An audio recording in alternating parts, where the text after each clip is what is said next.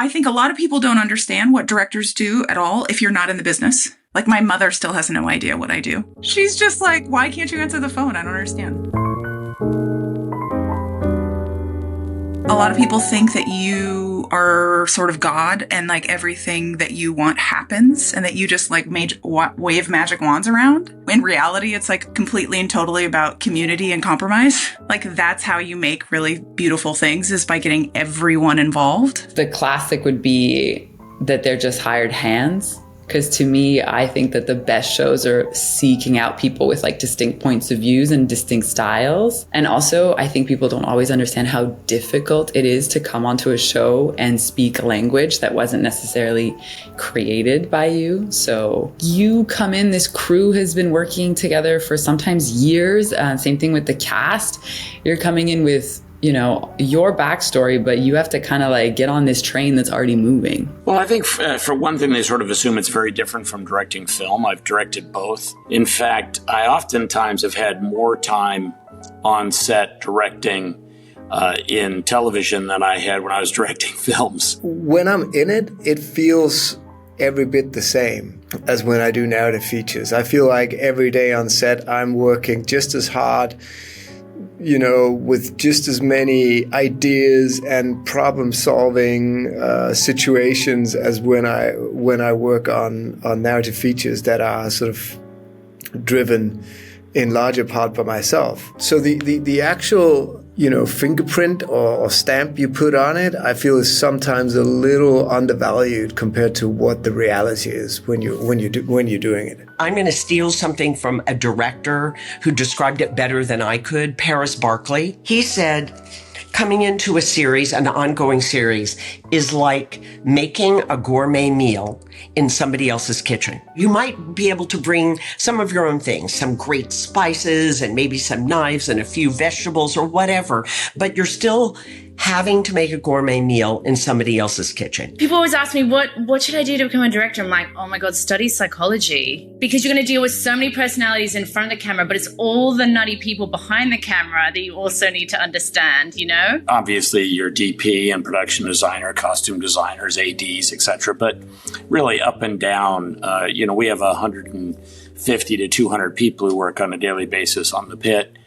And every single one of them is making major contributions to actually have the show work. You're kind of, I like to describe it more like you're riding a wave than you're actually standing somewhere and telling people what to do. You know, there's lots going on and you're just trying to hold on all day long. The worst misconception is that they don't actually direct the episodes. That's not true. You know, so many decisions are still filtered through the director. You're directing the performances, you're directing the camera, you're choosing the props, the locations that are specific. So you are still very much directing the episode. My first mentors in TV, I should add, were both film directors. And my first job was with Steven Spielberg, where I directed 3 amazing stories. What an amazing teacher. And then my first series was Twin Peaks. And both of those directors were so clear about, don't think about TV as a lesser medium. My first professional day on a set, I had, I think it was 250 guys storming a beach in World War II. 12 cameras, 3 IMOs, and that was my initiation into TV storytelling. I mean, really.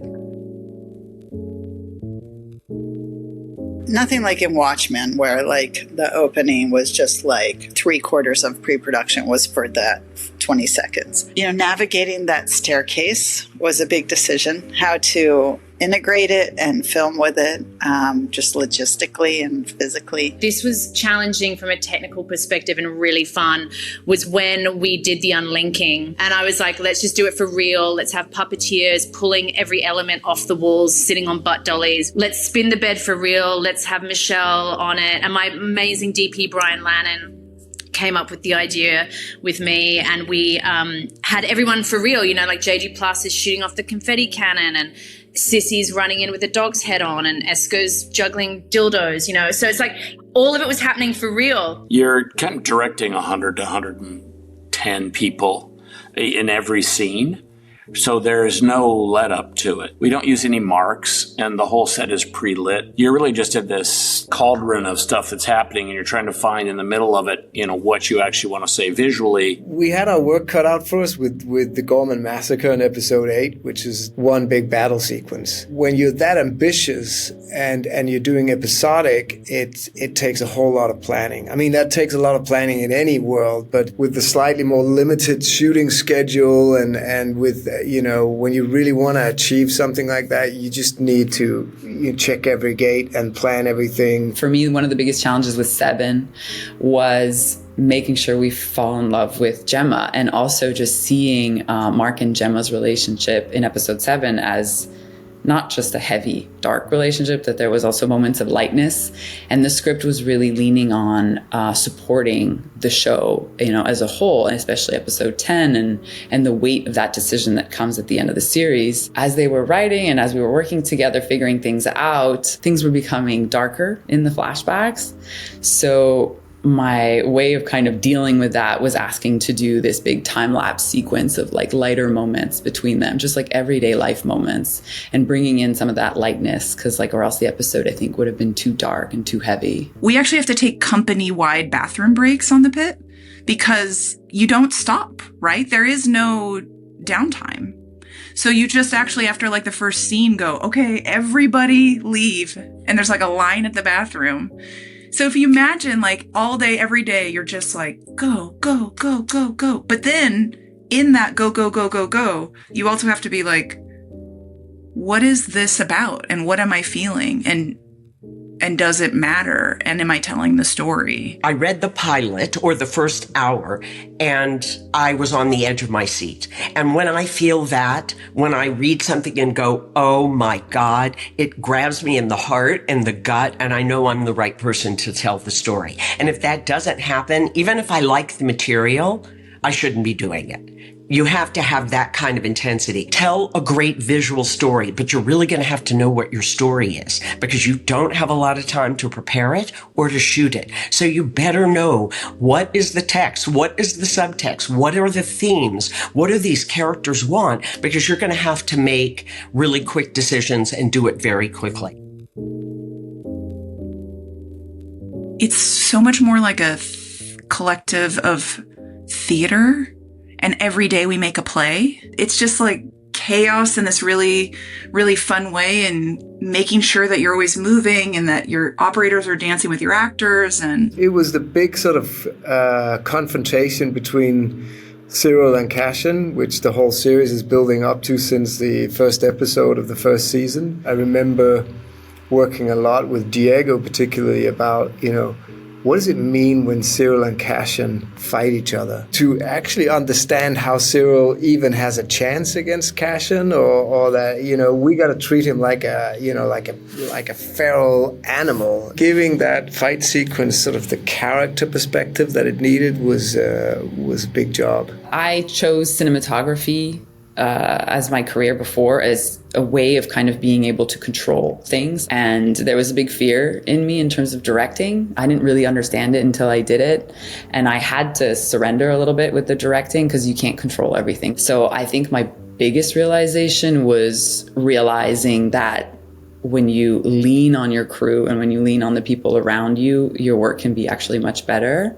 So for me, that was the biggest lesson. What I felt more on this one than I have in a while was, just how much, again, I see in performance in post-production. I was so in love with the performances I got, but then when I watched it back big, I fell even more in love with it. The note to myself, honestly, was to pay even more attention to performance. I remember thinking this last step is going to really be upsetting in many ways, but we also still have to keep threading through that vivacious sort of tone and humor. It is about knowing whether the joke, how it was going to land, how big it could be, but it's also giving yourself the options. So I love going to the extreme and then pulling it back to something subtle so that we can play with it in the edit. One of the things I love about directing, or really any job in film, is that no one has the same path.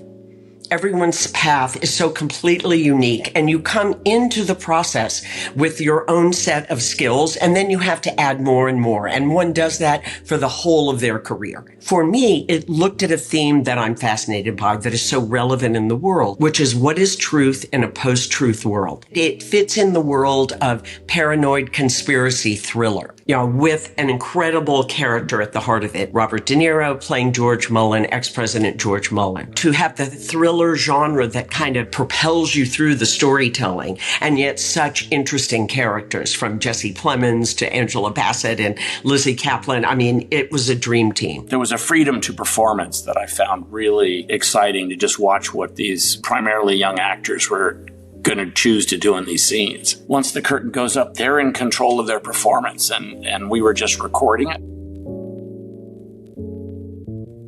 Well, films, I remember the first time I watched About a Boy, and I remember going, whoa. And the way that Nicholas Hoult sort of looks around the room just before his mother walks back in, like, I just well up every time. It's just really well done. I don't know, series that I've loved, like I remember Transparent blew my mind. And I think I'm also thinking about that because I was like, couldn't believe I was going to work with J.G. Plus. I was so like trying not to show how starstruck I was the first day I had to work with him on this. A film that I screen all the time for myself, All the President's Men. Every time I watch it, I'm on the edge of my seat as if the ending could be different. That is unbelievable storytelling. Well, I always talk about this film, but Klute by Pakula, the mise en scène is the most beautiful collaboration between a director and a cinematographer on that movie. That, for me, is the epitome of classy filmmaking. When we were talking about doing this show, I went back and watched, a couple of Hal Ashby films that I just thought were fantastic in the way in which they catch naturalistic performance, in which you just felt you were with the characters. And you just feel like you've kind of gotten off the bus and walked into the film, which is what we're really trying to accomplish with this. For this one, Jonathan Demme was a huge influence in terms of those extreme close-ups. That was a direct homage to Silence of the Lambs. Tonally, I feel like the two strongest references that are coming to me are Rosemary's Baby and Raising Arizona. To me, the challenge of Sirens was landing the tone that is right in the middle of both of those. We actually looked a lot at Tony Gilroy's Michael Clayton, which was one of my main references for my own film, All the Old Knives. So I think there was a lot of converging DNA, me coming to Tony's writing and, bringing my take on it, and it just seemed like there was a lot of shared sort of sensibility in there. There's sort of like my dream of who I will be as a director, right? Which is like Basic Instinct and Point Break. Go look at Basic Instinct. Every frame is beautiful. It's my dream to direct an erotic thriller, like a feature erotic thriller. But then the other thing I would say is I directed the season 2 finale of Ozark. That was my third show I ever worked on as a television director. And that had just huge influence over me. I also love it and miss it. I sort of wish it went on forever. Not that the story did need to end, but I wish we could have all started making something else,